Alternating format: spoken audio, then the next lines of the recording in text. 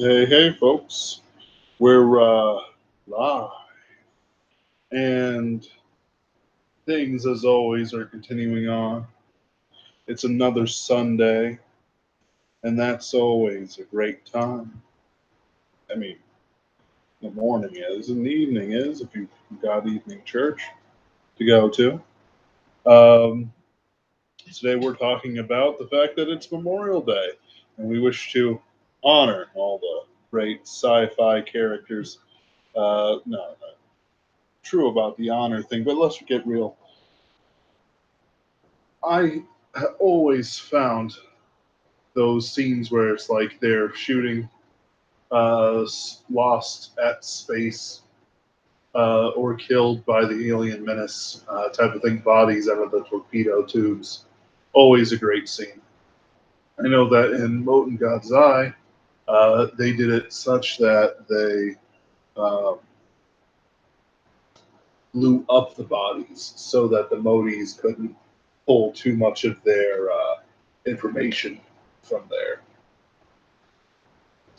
Uh, just dead bodies. I don't know what secrets they expected to pull out of there, but you know, you never know. You never know. Oh, good evening, Wally Ram. Uh, yeah, I always find that interesting. There was another really good one, a memorable one, from the sci-fi show Space Above and Beyond.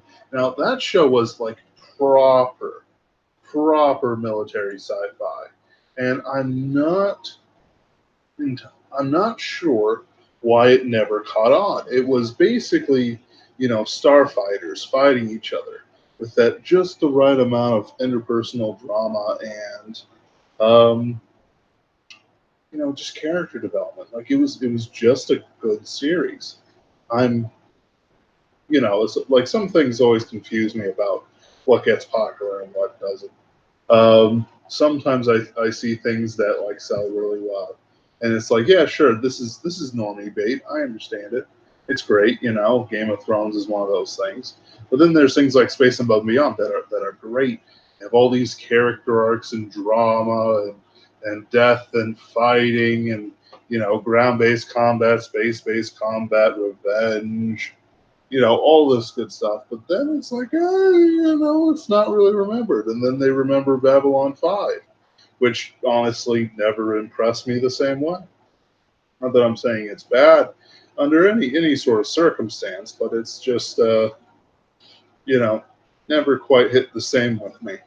But there's this great scene where they have multiple burials when a cast character dies. And there's, 21 gun salutes and all that good stuff. But then, there's two really big ones in the series. The first one that I remember, and it's been years since I've watched it, the commander, he used to be the fighting ace. Um, Game of Thrones is its own thing. Like I could talk forever about Game of Thrones being repellent, but it's written well, weirdly. Where during this funeral, while they're doing the 21 gun salutes, he's dueling the Chig Ace who killed one of his pilots, and it's just this amazing tense scene. Um, then the second one is after a bunch of characters in the finale when a bunch of characters die, and the two that are left are just stuck in this empty room with all their friends' stuff, and they're like, "Oh well, what do we do now?" It's it felt proper. Um, Interestingly, even though there aren't very many like funerals running around, especially not for the secondary characters in Galaxy's Edge by Nick Cole and Jason Ansbach. There's a lot of memorials to soldiers within their universe. In fact, and I think I find this quite funny, there's several statues to the various immortal characters who fought during the Savage War over its 1,500-year time span. So they're immortals, right? So it's like they're heroes in one generation, and they like skip a generation, or they're just not as memorable in the second one. And then the third one, they get another statue. It's actually like funny to me to think about it. Um, and there's, yeah, that just does it pretty well. Remembering is actually a pretty big deal in Galaxy's Edge, though I don't really feel like it was brought out to its full fruition by the end. The Legis often say, "I didn't forget nothing," whereas others have, like Tyrus Rex has problems remembering things because he's so old, while Casper seems to remember everything. And they all have, and him, Renia, and Tyrus all have bad memories of the Obsidia, where they were transformed into immortals by the madness of their captors. And it's, it never, I don't know. Like it's a great saying. I didn't forget nothing. Is a fantastic saying, especially a death saying. But it's not bad. Like anytime I criticize a work of art I like, I'm never criticizing the bad. I'm always criticizing the execution. Like if it was bad, I wouldn't read read it. Like that's an important part of my criticism of things. Like if a thing is bad, there's no point in reading it. I read the first Game of Thrones book. It's written well. It had great dramatic stakes. And then they killed Ned Stark, and I understood what the whole series would be. And I already knew kind of what it would be like that. The TV tropes is a thing when I read the first one. Um, but I'm saying more in the sense of I knew in its execution its fullness, which is just something you have to develop over time for yourself and your tastes. On the other hand, there's things like The Dragon Never Sleeps or um, some of the horror books I have, and, other things that have reprehensible elements in it, but are actually quite good and have a kind of purpose to them.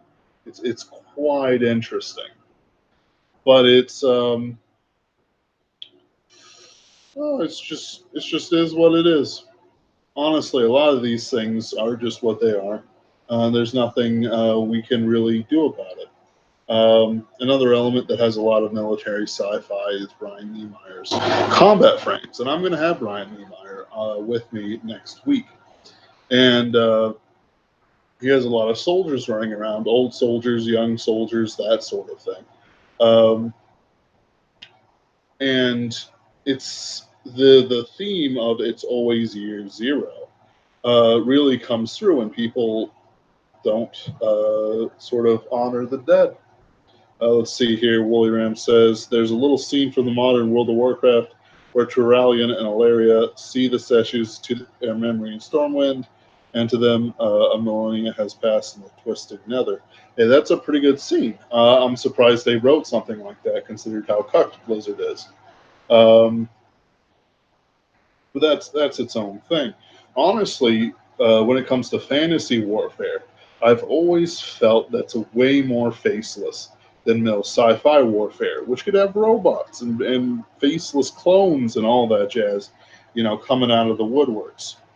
Um, because there's a bigger focus on heroes in fantasy than there is in military sci-fi. Not that military sci-fi doesn't have heroes.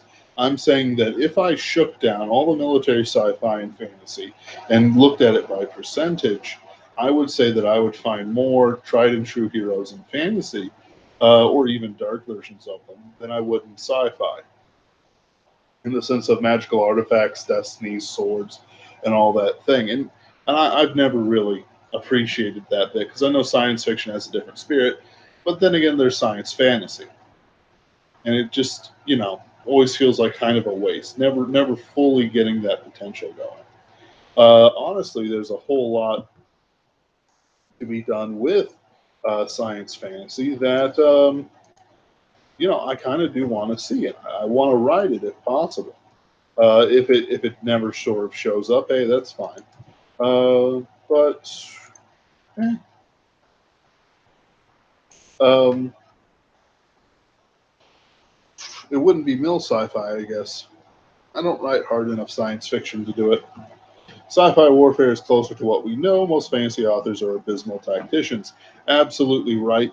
Though I will say that Vox Day's Throne of Bones is actually tactically and strategically excellent. There's like one quarter or even an eighth of the book somewhere in between there. Um, he just has like three legions fight two legions or some nonsense like that, Roman legions, and he explains explicitly exactly what happens and where and how it interacts with it. I wouldn't be surprised if he, uh, gamed it out or something very specifically. And of course, it comes down to um, what's the word I want? I can't remember what I was saying. I'm sorry. I was sort of throwing the live stream link around to a few different places. Um, Strategy and tactics in warfare is always difficult, especially like if the author doesn't really study these sort of things. Like if you've got a hero and killing the Dark Lord wins, you have to have a reason why his armies just don't go crazy and start murdering everything. Like if you have a necromancer and your hero goes up and stabs the necromancer in the face, and it's a permanent sort of death, then his armies could reasonably just sort of fall away in a Thanos snap of dust. Or if he's like the Orc King, though, those orcs are persistent. Like they're not just gonna die if you kill the Orc King.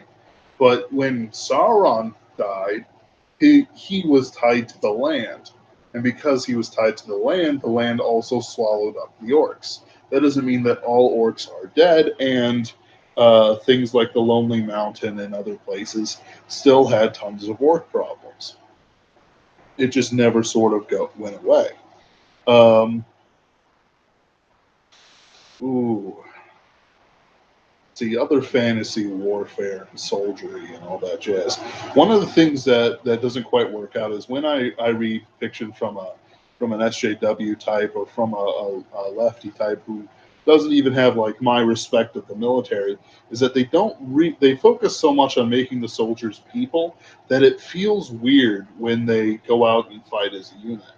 Especially in things like Bone Shaker and Dreadnought, which doesn't really have like group on group tactics. Dreadnought does, but it's like it lacks a certain facelessness that the masses of war tend to have.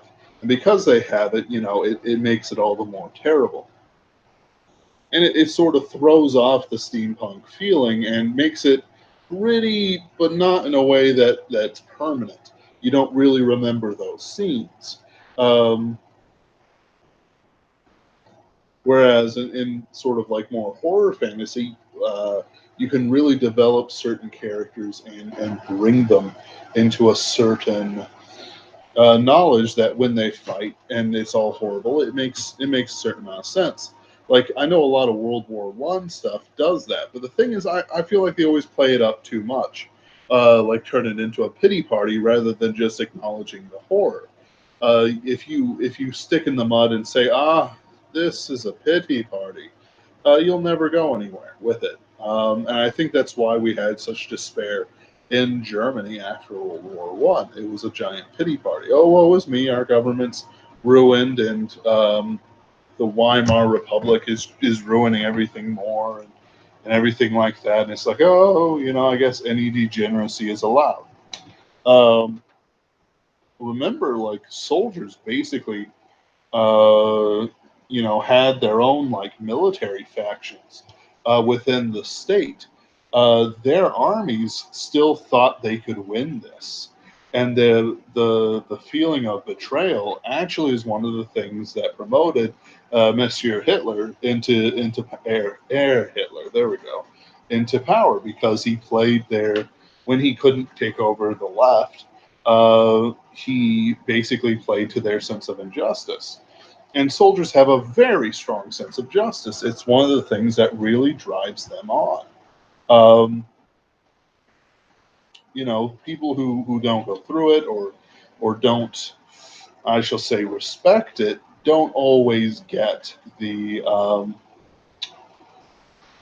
feelings that they have for things like justice and patriotism and all that jazz. Even myself uh, would make a very poor soldier, especially since I'm very independently minded, flat footed, and individualistic. Not that I can't follow orders, and I have on occasion, had to do that sort of thing. Not military things, but in the sense of like regimentally following orders in that situation I've been in. And it's like, yeah, you can do that. You can do that all day, but it's you know people don't get it. And so when you read science fiction, and if it's Mil-sci-fi, and the person doesn't know what they're talking about, but they're trying for it anyway, it sort of comes out like there's a genre, and it's horrible, like it's like harem genre, and it's it's supposedly military sci-fi harem, or of some nonsense or other, and he has no idea how any of this works. He just throws $1 million mecha into the waste mutant filled deserts, and then like the orders are so vague and so hard to get to. There's no training that two of them start fighting, and it's like, yeah, okay, this is strategy. It's a thing. You can define it as existing as something. Ah, which goes back to the thing where it's like most writers aren't tacticians. What are we talking about today? Military sci-fi and Memorial Day stuff and soldiers, because it's a fairly deep topic, and it's a very not divisive. That's never a word I want to use, but it can kind of bog people down more than um, they think. Like people have an idea as to how the world works internally. Therefore, things that are congruent with that idea of the world, they will like because they don't like to be challenged unless they are looking to be challenged.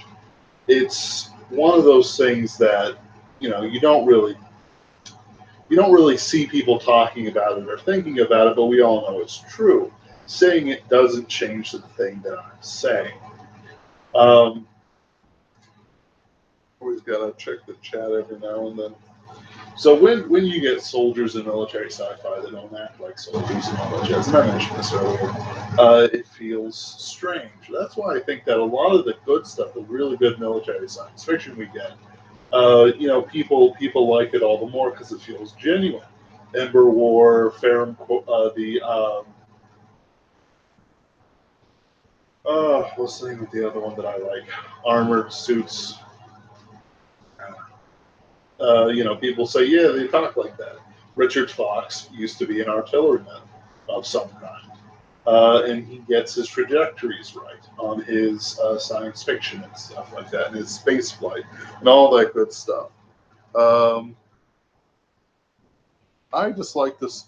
Bully Ram says, I just like the soldiers are to dumb trope, especially when special forces are portrayed that way. I know a few special forces types, and they are sharp.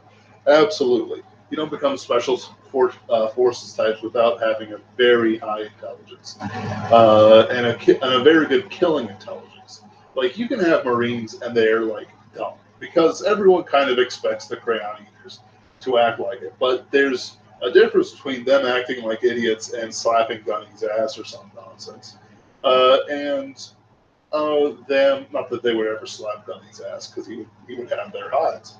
Um, and then fight. Like, they should be competent at fighting. Not that the alien can't just wipe them out or whatever, but these guys have been trained for like 6 months how to kill things. They have been given big guns. They've hauled these big guns over hill and dale. War Dogs is pretty good. I believe that. I just haven't read it yet. I think Nick Cole is in the army or some branch of the military. I don't know about Jason Osborne. Um, you can't have them be too incompetent.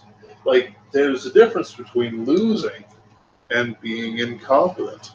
Um, and, it's better to have them lose and be competent than to have them win and be incompetent. Like, let's say that you have a bunch of aliens, like an alien insect horde, and there's like a canyon, and they have to stop them at the canyon. Obviously, they would do a 300 style thing. Now, that's an easy example, but let's make it more complex. It's like the Battle of Wakanda. The thing is, they're battling outside their home territory in open ground. And even though they they have the shield wall that's pretty hard to get through, they open it up a little to let people through. And the thing is, it doesn't make strategic sense. And there are a ton of videos saying the Battle of Wakanda just doesn't work. Bradford Walker says, Happy Memorial Day. Wally Ram says, the biggest dumb in Mil-sci-fi is ground combat between two space civilizations. Kind of. The thing is, space doesn't actually conquer territory.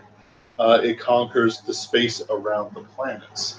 You still have to have boots on the ground. If you do not have the boots on the ground, you haven't conquered it yet. They're not paying taxes, and they are probably trying to figure out how to subvert your space dominance. I'm not, I don't want, this isn't too serious here, but it's one of those things where it's like, not paper beats rock or anything like that, but space does beat mass ground forces. It does not beat guerrilla warfare. Um,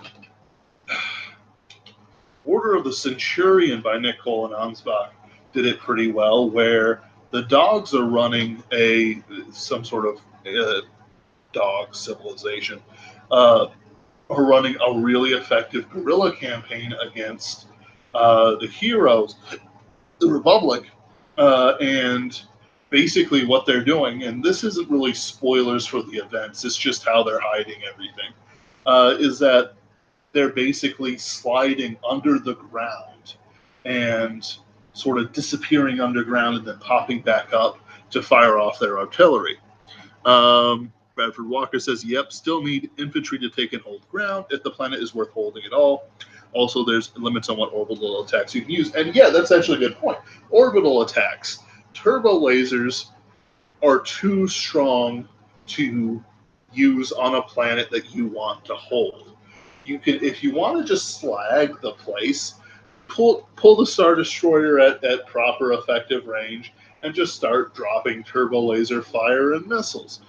But if you want to actually capture it, if you want to actually get something out of it, more than just a strip mining operation that's already lost most of the good stuff at the surface, you kind of need dudes. You need lots of dudes. You need special forces. You need like a navy. There is an Imperial Navy. They don't do much. They don't. But they're there. They exist. I assume they're it's like and also like BACTA and other things like that require Navy forces to hold because it's underwater. Sorry. It's I assume they're like the joke of everyone, like how people always joke about Air Force or about the Coast Guard. I have a lot of military friends. I used to work out with a Marine scout sniper, and he was a chill dude. Medicated out of his ass, but he was a chill dude. Um, he wasn't medicated, rather self-medicated, sort of thing. Smoked weed. There we go. But we worked out together, and it was like he made jokes and stuff like that. Didn't joke about the Marines, but he said stuff about the Air Force and other things. Not that I remember much of it. He's just kind of a quiet guy. But never said anything crazy about the Air Force. Never said anything crazy about the rest of them. I think his friend was some sort of tankard that they lived together. I don't know. That was like 5 years, 3, 4 years ago now. Oh. Anyway, um, it's one of those things. Like, see here, scoop the gas giants, melt the asteroids, move along. Amos Belomi says, best Mil-sci-fi, Legend of the Galactic Heroes, baby. Absolutely. Bradford Walker says, there's no believable military sci-fi without poor bloody infantry in it, even if the focus is somewhere else. Warships, giant robots, powered armor, fighters, whatever, they have to be there. Who cares about the people at the bottom of the gravity well? Well, I assume that whoever is monitoring for human or xeno rights violations and war crimes. Because if you have a sufficiently advanced civilization, you will have busybodies telling you not to massacre the innocents. And that's just a joke. You can slag the planet, but that doesn't mean that you haven't lost a lot of potential resources and profit over the world. Over the worlds, the goal isn't so much the resources; it's the tax revenue and the functions of government. Like, you can slag the gas giants. Scoop the gas giants and slag the planets. Yeah, but there's still a finite amount of resources. You're not going to run out in a million years, but it's one of those things where it's like, yeah, okay, we got to make sure that we're planning in the million year plus range if we're going to be a galactic empire. Even if we fail, we can still have things that last beyond us, because there's also that sort of spiritual element, that element beyond the tax revenue. The only motivation for ground warfare will be religious. No, that is not something I can agree with. For the simple reason is that religion doesn't. How do I want to put this? Yes, you can have religious wars, but the problem with religious wars is that they get super bloody super quick. What will a planetary currency be after leaving the planet? We're not leaving the planet. We have the entire solar system and its neighboring survivors. It's not about the individual planet. It's about the entire galaxy. Ground location is something sufficiently fragile. You can't select from orbit and have to send in the Marines. Research labs. Yes, absolutely. So the thing about religious warfare is that if you believe that your opponents are not human, in the case of like religious warfare, you can just slag them for planet and slag them from above, and it would not be a sin. Then you send in the ground forces to take everything and replace the people with your own followers, enslave those who you wish to enslave, and slay those who you wish to slay. The Muslims often did that, and so did the Mongols, but that wasn't quite religious warfare to them, but they kind of did worship their own state and gods and a way of doing things. I would say that it wasn't so much the gods. No one really remembers the Mongolian gods. People remember their way of life. They stuck to it until they got decadent, as all things do. The Muslims wiped out quite a few cities in the Middle East. As well as attempted to replace and enslave the entire population of Spain during the Myth of Al-Andalus, which gave them this huge boost to the economy, which faked a golden age. Or rather, it was a golden age based on skulls and slaves. As for the others, let me try again. What would a spacefaring civilization place at the bottom of the gravity well? A different spacefaring civilization would want. Lensman gets to the degree of warfare, Bosco and civilization were ruthless to each other. Yes. But let's see here. What a spacefaring civilization at the bottom of the gravity well. Okay, I see what you're saying. So you're saying that if there's a spacefaring civilization at the bottom of the gravity well, what would they want? They would always want more resources, because at the bottom of a gravity well, things get weird. And their gravity well would be funded by adding more matter energy into the event horizon. Like, sure, you could get some people and say they have X specific needs. How do we meet them? Well, you know, what would they need the most of? They would need the most matter. You might say, hey, look, they're at the bottom of the gravity well. That means there's a super dense pack of matter that's larger than a star. That's not the same thing as them being able to get at it. We still haven't broken down like more than 5 miles into Earth's crust. And I think it's actually like 4 miles or 3 miles or something ridiculous like that. The only time we even get deeper than that is not because we drilled it, it's because we sent something down into a trench or whatever. Um, you could have something at any situation you want, but everyone will always need something. Even in a post-scarcity society, there will still be limits, either in good taste or in desire. Star Trek had a trade in handmade goods, i.e., wine. Picard's brother was a vineyard owner. Um, there's also mention of relics and stuff like that that they want, art pieces. You can copy art, sure, but that doesn't mean they're. Um, you can copy art, sure, but that doesn't mean that there isn't any value in an original. The Modi said that they didn't care as long as he had the original, but whether or not they had the original, but that's because their civilization wiped itself out, so they didn't know whether it was an original or not. Let's see here. Amos Belomi says, religion was the one and only thing that I thought the Legend of the Galactic Heroes didn't quite understand, how it motivates people. Probably due it to being a Japanese guy trying to understand European warfare. Absolutely. Um, Now, religion does bring in an element to warfare that's quite interesting and different, especially since everyone worships something and everyone acts according to what they worship. Do they worship their own pleasure? Do they worship a god who demands blood? Do they worship a god who demands love? Or do they worship a god that tells them they can dominate anything they want? There's any number of things and potential events. Um, Potential events that define who they are and how they would perform warfare. Christians developed chivalry. Muslims had a certain chivalry of their own, but it was also tempered by cruelty.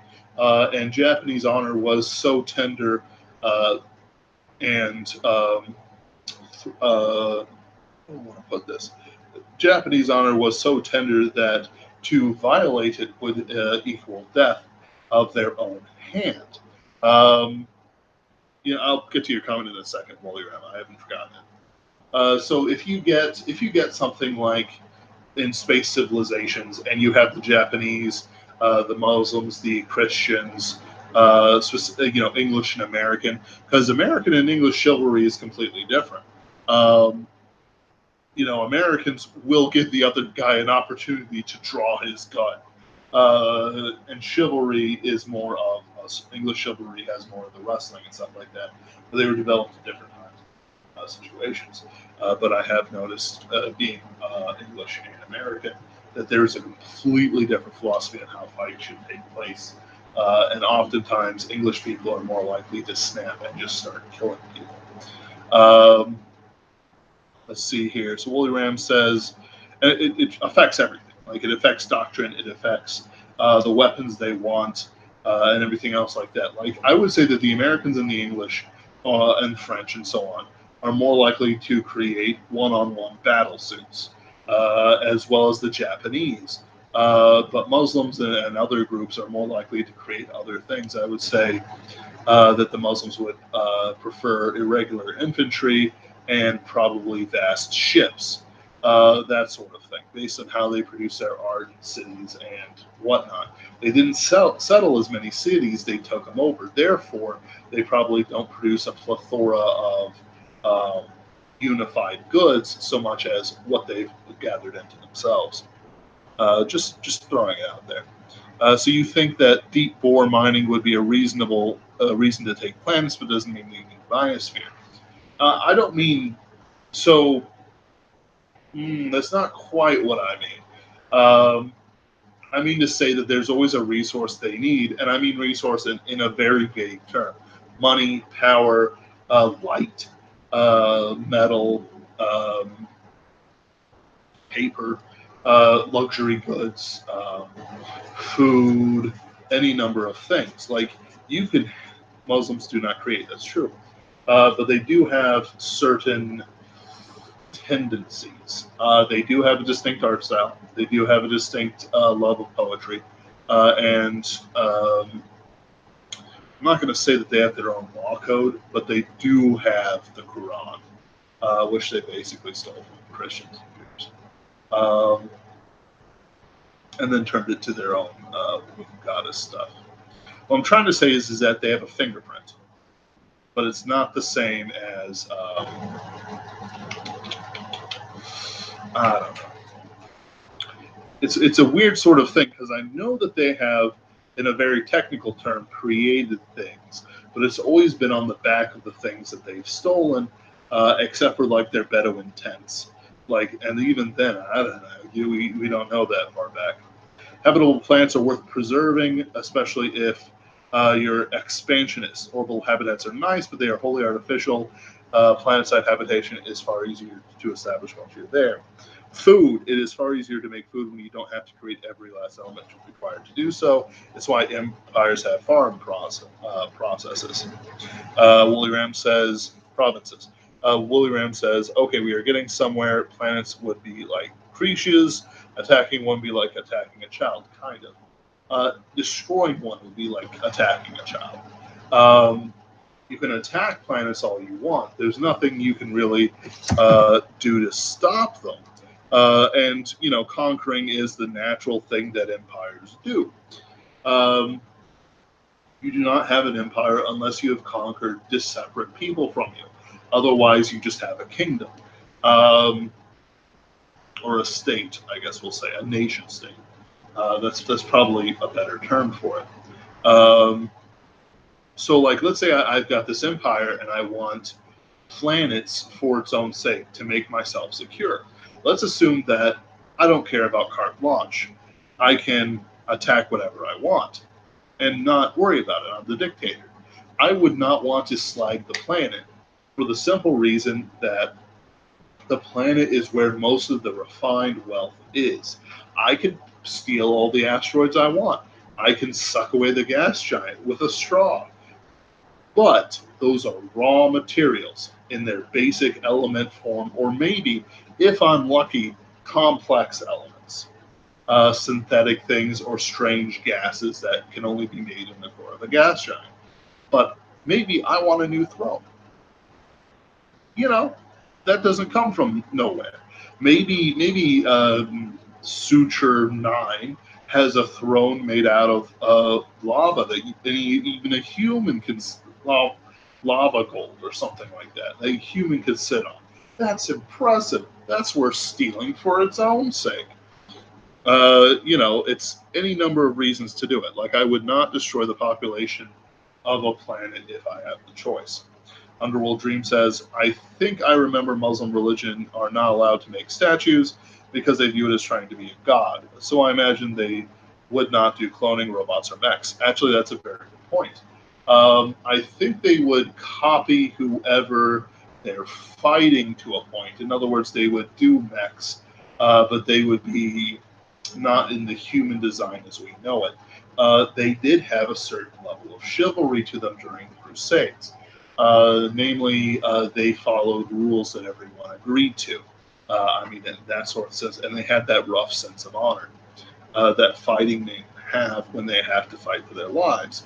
There's this great story over where, like, the way that they earned a lot of money for their wars is like hostage taking. You would take hostages, you would take some hostages, exchanges would be made, you would pay X for hostages, and so on and so forth, and nobody could capture them again until they reached home base. So that, you're not just like capturing them a day later and then demanding more money. So one time there was this Muslim town that was releasing some minor nobility, and all of a sudden they hear that they're being captured again by some other group, a fellow Muslim group, and the guy basically sent his son and all the soldiers to defend this group of former hostages and make sure they got home correctly, and it was at great cost to himself. Woolly Ram says, "Thou shalt not make a machine in the likeness of a human mind." That's from Dune. which actually had an interesting take on space warfare because hyperdrive was carefully controlled by the Spacers Guild. Therefore, it was more important to have landers and men on the ground than sniping at each other within the bay of uh, one of the Space Guild ships, or from destroying everything that you want to keep, especially since lasers against shield generally destroy both the laser and the shield. And I assume that Herbert did not think of colony drops, uh, which are an important part of space warfare because they do not destroy as badly or as much as you would with, say, atomics or what's the word I want? Atomics or fusion or any number of like super destructive atom atomic level or deeper weaponry. Um, Remember, like this assumes that everyone is a rational actor to a point. If there's a group like, let's say that there's interspace raiders who religion says that wipe out all those who walk about on two legs, i.e., humans, they would be perfectly fine sniping a planet because it is an unrational desire they have based on their particular religion or series of beliefs. Um, Bradford Walker says you do not mess with the navigators. That is correct from the Space Guild. Absolutely right. Then we have so like there's many levels. Let's see what he says. Warfare and Doom is pretty much only an orbital and ground side affair. You left the highliners alone, or you got interdicted good and hard. Yep. And if you didn't have hyperdrive, you were just done. What am I thinking about? And there's also things like orbital platforms, space stations, asteroid mining facilities, asteroid fortresses, military installations. Like it just never ends. Like solar system warfare, like invading a solar system. If the if the civilization knows that there are species that are not themselves trawling the stars, and they have warfare doctrine, they will turn their solar system into a fortress. Heck, when you're a million years in the future and the entire galaxy is full of humans, you already got them because you don't trust your fellow man.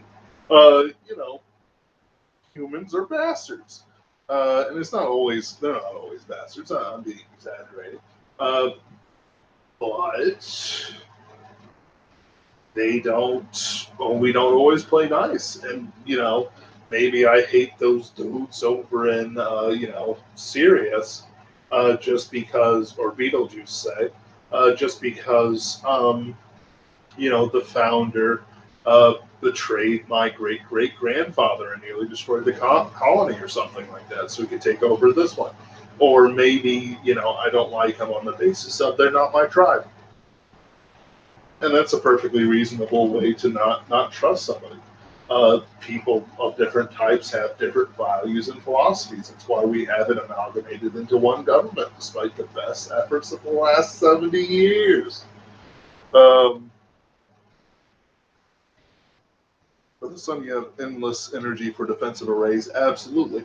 Suns, are themselves weapons. I have an idea for uh, um, a story where the ending is they're trying to get into the solar system before humanity, which basically attached hyperdrives to everything, jets out of there. And the sun is basically a giant scythe that they just wave around the vast enemy fleet. Um, which is absolutely terrifying. And yeah, that like, can you imagine fighting for a solar array or a gas giant mining facility? When do they decide to just lure you in and drop the damn thing into the clouds? Which happens in, I think, Prisoners of Darkness by Nicole and Jason Osborne. Or, fighting in some sort of dark, ice giant uh, that was dragged in as a sort of roving planet fortress, and they can move it around. Like there's all types of potential and creativity and the soldiers have to fight it. Um, you can do robots, but again, they're not the same as humans. They never age, they never forget. There's a certain inhuman perfection about them that even if they are imperfect beings like we are, they will ground down, they will need repairs. They won't have the same morals or desires. I assume, I hope that they decide they wish to serve men. But they might serve man for dinner as much as anything else, or they might get corrupted by viruses. I mean, viral warfare will always be a thing while you have a computer based civilization. Um, it just seems very. Let's see here. Hold on a second. Bradford Walker says the Lensman had civilization turn Earth's sun into a massive laser capable of vaporizing entire fleets in a flash as a defensive weapon system. Yep, that sounds about right. Haven't gotten that far in the series yet. It just seems, Willie Ram says it just seems very unlikely that solar civilizations would need anything different system. Okay, so if we're just talking basic needs, you're right. Sure. You don't need anything from another system until the star at the heart of your system changes enough that you can no longer inhabit the system or it goes nova or whatever. But the thing is that it's not just about the physical needs. We have a set amount of resources within our solar system. It is in the quintillions of tons. It is so massive, I don't even conceive of the number. And 98% of it's in the in the sun. Um, but that doesn't mean we can't colonize other places, we can't expand, or anything else like that. We don't just sit at home. We expand outward. We take things that we want, we desire things. So the motivations for systematic system war would be ideological, religious kind. It's more of a potential one. I'm not saying that religion starts many wars. In fact, the Crusades have as many political reasons as they did religious, which was mostly on the Muslim side, not the Christian side. Christians didn't care. Christians said, just leave our pilgrims alone.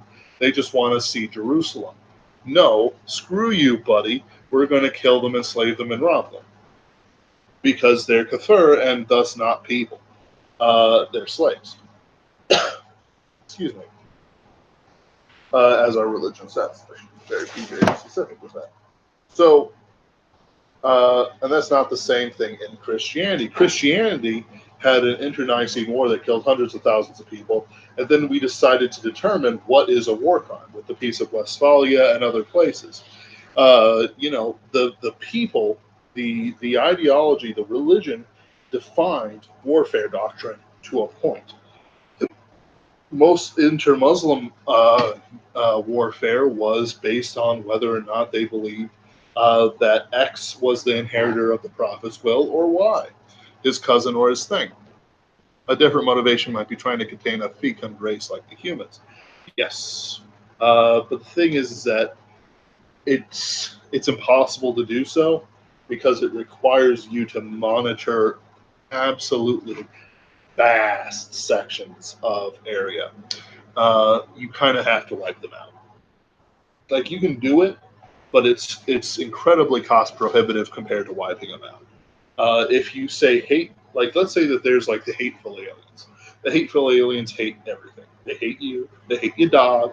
They hate They hate love and laughter and all that jazz. They only hate.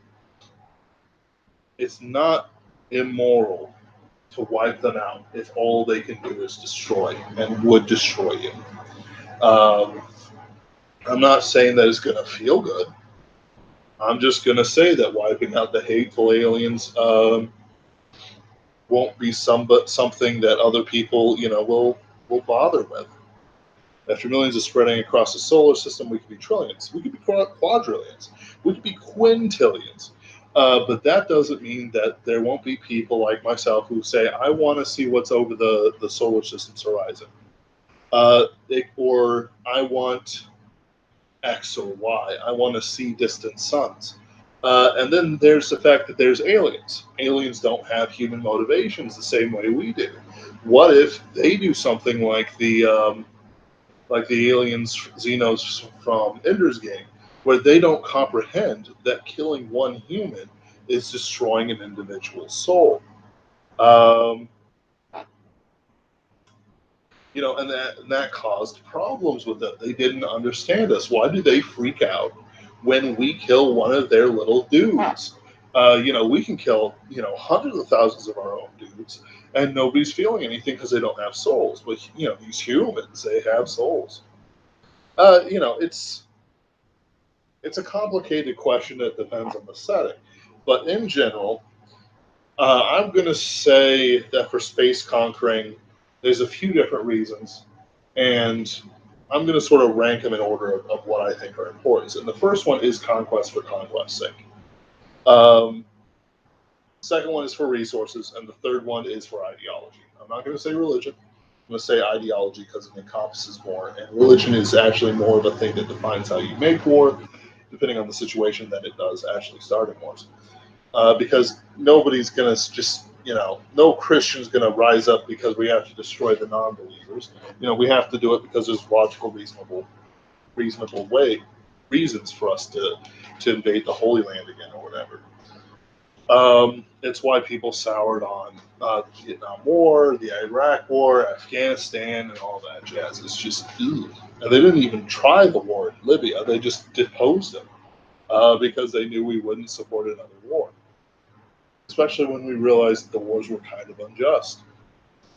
Kind of, at least. But then there's things like, for conquest's sake, if you have no enemies, you are secure. Therefore, if you wipe out all the enemies you could ever have, you will remain secure until your decadent empire crumbles to dust. The Empire did that for its own sake. They took over after the Clone Wars and basically reconquered everything that tried to get away. Once the Empire did that, Palpatine felt secure and he started building his mega weapons and all that good stuff, preparing for the Yuzan Vong and whatever his little evil heart desired. Then we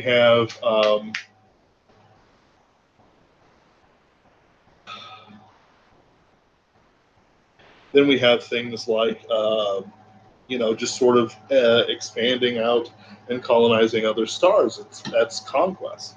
Well, what if you decide that this? What if you go out there and the alien wipes out your colony ship, kills millions? That's cause for a war. I know some people don't think too much of that stuff, but wars do get started over that. And there's nothing they can really do to stop it. Like if I discovered a million humans and the first great colony ship were wiped out, that's just war. That would be a just war to fight them and to take over their stuff. If they never sue for peace, and some aliens might never sue for peace. Therefore, they fight to the last man, which means that you gotta fight them to the last man, because they'll come back for you once everything's all nice and repaired and patched up. Then there's things like resources. Even though we have absolutely immeasurable amount of resources in our solar system, we still have a finite amount of resources within our solar system. We only have so much hydrogen and to do things with. Ultimately, we can run out there, and we're not going to wait for ourselves to run out. We're going to push on and find something else. In times of famine and war, people started moving. Nebuchadnezzar is sometimes credited as starting the whole migrations thing in a slow but sure manner by displacing vast amount of people. And those people displaced vast amounts of people. And over thousands of years, more and more people were displaced until you have the Germans coming to the Rhine and begging to be let into Rome, Roman territory, and then the Huns, and then the Mongols, and then all the other ones, sort of pushed around and jostled like some sort of, billiards cube that just keeps going, and billiards ball that keeps going and going and going. They needed, they wanted, they desired, they coveted the resources that were there to be taken. And this was a planet Imagine what we would need to do really crazy stuff, and we don't want to destroy Earth or hurt our pristine worlds. Why not take someone else's stuff? Like go into another civilization's solar system without being aware, and guess what? Now you're in a war because you didn't see the dudes before, because it was like X amount of light years away, or they have sensors. They've already claimed these territories. Any number of things. It's only limited by your imagination. And then we have things like ideology. Uh, Japanese ideology basically, when it's very in a militaristic mode, basically forces them to fight each other until one dude's at the top. Um, uh, Space Nebuchadnezzar tries to resell his latest conquest in System Sol because it's far from the core. Yes. And because he settles here, we're pushed off. And because we're pushed off, we push off somebody else. And it keeps going and going and going, and there will be war. Um, and ideology has that sort of feeling too, like of that there will be war. Um, if the one man does it, so like you get the Sengoku Jedi, and Oda Nobunaga tries to take over everything, only to be stopped by Mitsuhara, or whatever his name was. But the thing is, that didn't actually stop the war. That meant that, was it Hideaki who was next? Maybe. I can't remember. I don't have it up in front of me right now. Who tried to take over and be the next strong man of the Bushido way and all that jazz. Um, or if you get things like Muslims versus Christians, guess what? Christians didn't start it. Somebody's always going to be an aggressor in any situation. Two men don't aggress on each other at the same time. There's usually a reaction and reaction. Sorry, there's usually an action and reaction.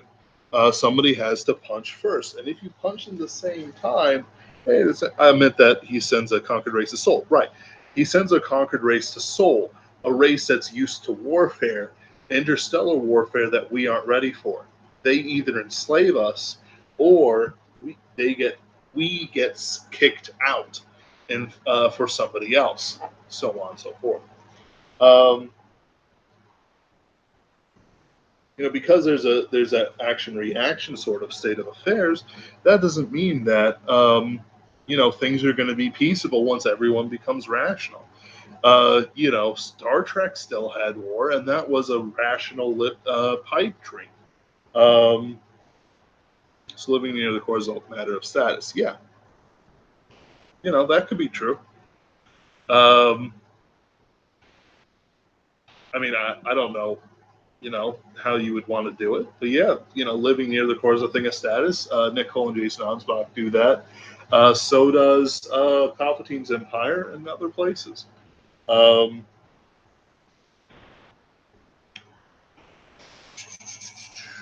there's just a lot of things you can really do with the concept. But there's always a reason for things, and there's always reasons people want to do things, and people desire things and covet things. Like, let's say that we need more space money. Let's say that there's a certain amount of space money made, for the galactic markets.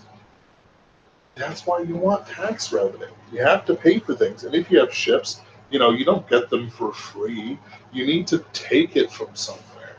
You need to take the resources, either from an asteroid or from some poor dude um, that's got a warehouse somewhere and not willing to share. Like whatever your civilization gets its boat floated by. High energy, low density. Yeah, sure. You know, sure. I don't mean to be. I'm not dismissive or anything like that. I just don't know the science very well of like how it all works. Is it low density? I thought it would be higher density, but whatever. Um, mm, yeah, and again, Like, how do you pay your soldiers? Ever victorious conquering armies don't just pop out of nowhere. You have to pay for them. They have wages they need. They have needs they need. You're not going to send them into battle with only their fists and some cuss words. So, that comes from somewhere. And that comes back down to resources, to tax revenue. How you do it, it comes down to ideology. And the why is just almost for its own sake. Um, Everything sort of has cause and effect, action, reaction, and all that jazz. The exception being, of course, God and the things that He does. Um, and that's, not going to do. He doesn't, he might meddle in the affairs of mortals, but that doesn't mean He stops wars in the same way that, in ways that we can detect. Um, Martian Space Marines dropping on an alien arc ship. Yeah, absolutely. Yeah, do it, man. That's good stuff. But then again, like we drop Marines on an alien arc ship, like how are they going to react to it? All of a sudden you've started a war, and because they were like they have their own allies, their allies are going to get into a fight, and then like if we have our own allies, they're going to get into a fight. It's going to turn into conquest because you have to be secure against your enemies. If they're conquering worlds, you also have to conquer worlds, or else eventually they'll have so much resources, they'll conquer you, and so on and so forth.